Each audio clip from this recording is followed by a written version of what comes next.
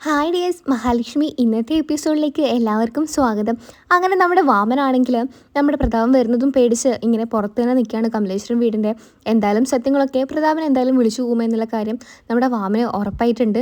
അങ്ങനെ അനന്തുമൊക്കെ ആണെങ്കിൽ സാഗറും കൂടെ ആണെങ്കിൽ ഈ സത്യം അറിയുന്നത് കൊണ്ട് തന്നെ പ്രതാപനാണെങ്കിൽ പുറത്ത് എപ്പോഴേക്കും എത്തുവാണെങ്കിൽ പെട്ടെന്ന് തന്നെ പ്രതാപനെ പിടിച്ച് പുറത്താക്കണം എന്നുള്ള രീതിയിൽ തന്നെ പുറത്ത് തന്നെ കാത്തു നിൽക്കുന്നുണ്ട്.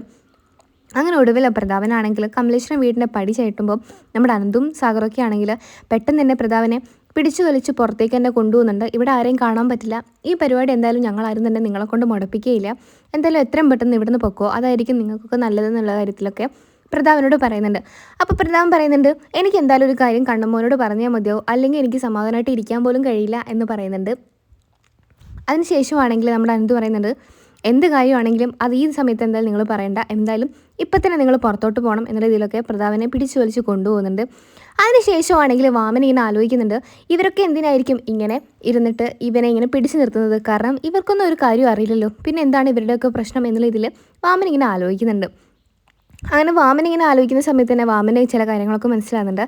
സത്യം എന്തായാലും പ്രതാപൻ എൻ്റെ പേര് പറയില്ല, കാരണം കുടുങ്ങുന്നുണ്ടെങ്കിൽ ഇവിടെ ആരൊക്കെയോ കുടുങ്ങാൻ പോവുകയാണ്, അതിനൊക്കെയാണ് പ്രതാപനെ ഇങ്ങനെ പിടിച്ചു വലിച്ച് ഈ സാഗരം അനന്തുമൊക്കെ നിപ്പിക്കുന്നത്. എന്തായാലും മഹാലക്ഷ്മി ആ കാര്യത്തിൽ ഉണ്ടായിരുന്നല്ലോ, അതുകൊണ്ടാവും ഇവരൊക്കെ ഈ പ്രതാപൻ എങ്ങനെ അകത്തേക്ക് കയറ്റാതെ ഇവിടെ തന്നെ നിപ്പിക്കുന്നത്.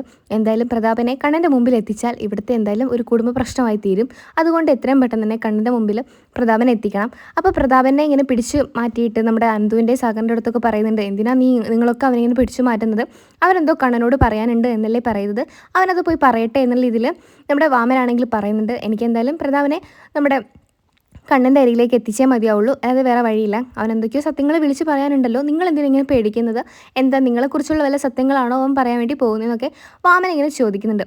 വാമൻ എന്തായാലും ഏകദേശം മനസ്സിലായിട്ടുണ്ട്, പ്രതാപൻ തൻ്റെ പേര് ഒരിക്കലും ഇനി പറയില്ല എന്നുള്ള കാര്യം. അങ്ങനെ വാമനാണെങ്കിൽ ചില കാര്യങ്ങളൊക്കെ മനസ്സിലാവുന്നുണ്ട്, എന്തായാലും ഈ സത്യം കണ്ണോട് ഇവൻ പറഞ്ഞേ മതിയാവുള്ളൂ, എന്നാൽ ഇവൻ്റെ പേരിൽ തന്നെ എല്ലാം തെറ്റും കാര്യങ്ങളും കുടുക്കിയിട്ട് എനിക്ക് എങ്ങനെയെങ്കിലും തടി തപ്പാം എന്നുള്ള വിചാരം നമ്മുടെ വാമനുണ്ടായിരുന്നു. അങ്ങനെ പക്ഷേങ്കിൽ വാമന് തടി തപ്പാനും കഴിയില്ല, കാരണം സത്യങ്ങളെല്ലാം അറിയുന്ന മറ്റൊരാളും കൂടെ ഉണ്ടായിരുന്നു, കരുണ എന്തായാലും തൻ്റെ അച്ഛനെ ഒരിക്കലും ഒരാളുടെ മുമ്പിൽ താഴ്ത്തിക്കെട്ടാൻ ശ്രമിക്കില്ല, അതുകൊണ്ട് തന്നെ കരുണയും കൂടെ എങ്ങനെയെങ്കിലും തമർത്തണം എന്നുള്ള ഒരു പദ്ധതിയൊക്കെ നമ്മുടെ വാമൻ ഇടുന്നുണ്ട്.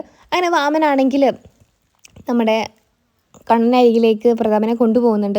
അങ്ങനെ പ്രതാപനെ കൊണ്ടുപോയ ഉടൻ തന്നെ പ്രതാപൻ പറയുന്നുണ്ട്, കണ്ണമ്മോനെ എനിക്ക് നിന്നോടൊരു സത്യം പറയാനുണ്ട്, ഇവരാരും തന്നെ എന്നെ അകത്തേക്ക് കയറ്റി വിടുന്നില്ല, എനിക്ക് മോനോട് പറഞ്ഞേ മതിയാകും എന്ന് പറഞ്ഞ് വീണ്ടും ഓടി വരുന്നുണ്ട്.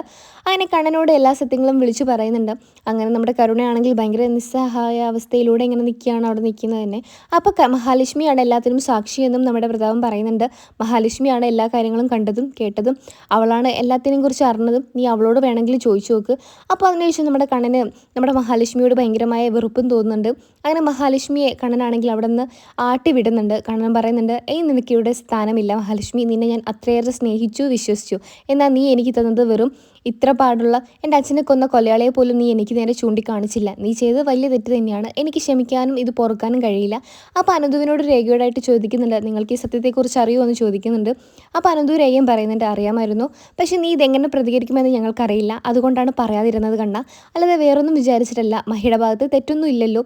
അപ്പം നമ്മുടെ കണ്ണൻ പറയുന്നുണ്ട്, തെറ്റും ശരിയും തീരുമാനിക്കേണ്ടത് ഞാനല്ലേ, അവൾ തെറ്റ് തന്നെയാണ് ചെയ്തിരിക്കുന്നതെന്ന് നമ്മുടെ കണ്ണനാണെങ്കിൽ ഉറച്ച തീരുമാനത്തോടെ എല്ലാവരോടും വിളിച്ചു പറയുന്നുണ്ട്. അങ്ങനെ വാമൻ ആഗ്രഹിച്ച പോലെ തന്നെ കുടുംബങ്ങളെല്ലാം വേർപിരിയാൻ വേണ്ടി പോവുകയാണ്. പക്ഷേ വാമൻ്റെ പേര് അവിടെ ആരും തന്നെ മിണ്ടിയില്ല. പക്ഷേ കരുണയ്ക്കാണെങ്കിൽ എല്ലാ സത്യങ്ങളും ഉണ്ണിയോട് തുറന്നു പറയണമെന്നുണ്ടായിരുന്നു. അച്ഛൻ നിരപരാധിയാണ്, വാമനാണ് കൊട്ടേഷൻ കൊടുത്തത് എന്ന് നമ്മുടെ കരുണയും പറയാൻ ആഗ്രഹിക്കുന്നുണ്ട്. പക്ഷേ കരുണയോട് നമ്മുടെ വാമനാണെങ്കിൽ പറയുന്നുണ്ട്, നിൻ്റെ അച്ഛനോട് ഞാൻ കൊന്നുകളയും, കാരണം നിൻ്റെ അച്ഛനെ ഇപ്പോൾ ഇല്ലാതാക്കാനും എനിക്ക് കഴിയും, കാരണം അവനിപ്പോൾ ഒരു ഭ്രാന്തരെ പോലെ അലഞ്ഞു നടക്കുകയാണ്, അതുകൊണ്ട് തന്നെ എനിക്കെതിരെ പ്രതികരിക്കാനൊന്നും അവന് കഴിയില്ല, ഞാനാണ് ഈ കൊട്ടേഷൻ തന്നതെന്നും ഞാനാണ് പ്രവർത്തിച്ചതെന്നും ആരെങ്കിലും അറിഞ്ഞാൽ നിൻ്റെ അച്ഛനെ നിനക്ക് പിന്നെ ഒരിക്കലും കാണാൻ കഴിയില്ലെന്നൊക്കെ കരുണയെ പേടിപ്പിക്കുന്നുണ്ട് നമ്മുടെ വാമദേവനാണെങ്കിലും. അതുകൊണ്ട് തന്നെ നമ്മുടെ കരുണയ്ക്കൊന്നും പറയാതെ ഇങ്ങനെ നിൽക്കേണ്ടി വരികയാണ് ചെയ്യുന്നത്. അങ്ങനെ മഹിയാണെങ്കിൽ കമലേശ്വരം വീട്ടിൽ നിന്ന് ആട്ടി ഇറക്കുന്നുണ്ട് നമ്മുടെ കണ്ണനാണെങ്കിൽ.